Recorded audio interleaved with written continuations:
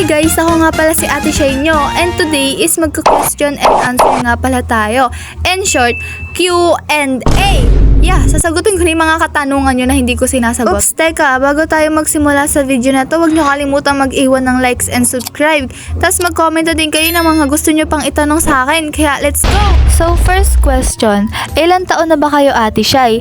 So guys, bali yung age ko is 15 ako guys, and magsi-16 na ako next year. Next is, anong grade ka na po? So guys, di ba nga 15 ako, so grade 10 ako ngayon, graduating ako. Kaya, sana makagraduate, di ba? Okay, maraming nagtatanong nito sa akin. So, which is ito, taga san ka ba? So, guys, taga Camarines Sur sa Bicol. So, di ko na sabihin yung exact location. Kasi baka puntahan nyo ako. Ay, di joke lang. Ate, sino idol mo? So, what do you mean na idol? Marami kasi akong idol. So, anahin na lang natin. Dito na lang sa Minecraft.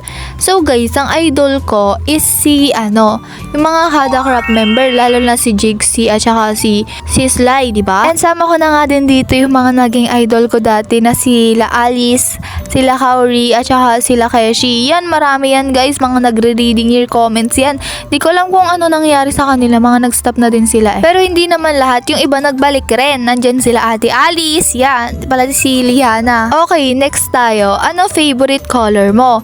So, tinatanong pa ba yan? Syempre naman, green at saka blue.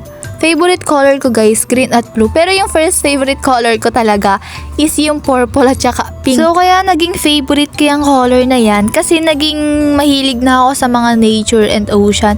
Ha? Alam ko magkasama na yun eh, nature at saka ocean. Kasama na yun sa nature yung ocean, di ba? Basta yun, correct me if I'm wrong na lang talaga. Next is, ano po real name mo, Ate Shay? So guys, eto na nga. Ang name ko talaga is ako talaga si Elaine.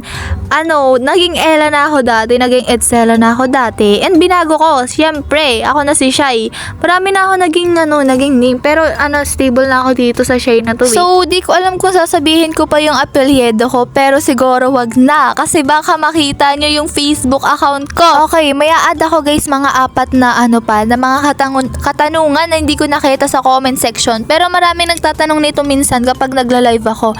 So, ito. Sino inspiration mo sa pagko-content? So, sabi ko nga, may idol ako. Mga dati kong idol na sila Ate Kaori and sila Keshi, yung mga yan.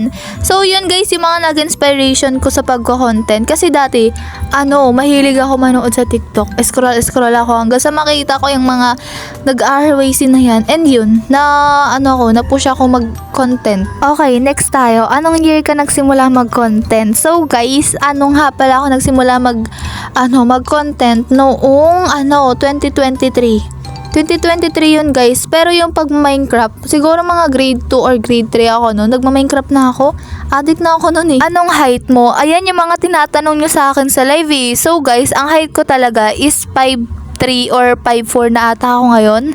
Di ko sure pero siguro 5'4 na ako ngayon. Diba? Tangkad ko, diba? Bakit mo naisipang mag-content? So, ayun na nga. Sabi ko, may mga idol ako. Ayun.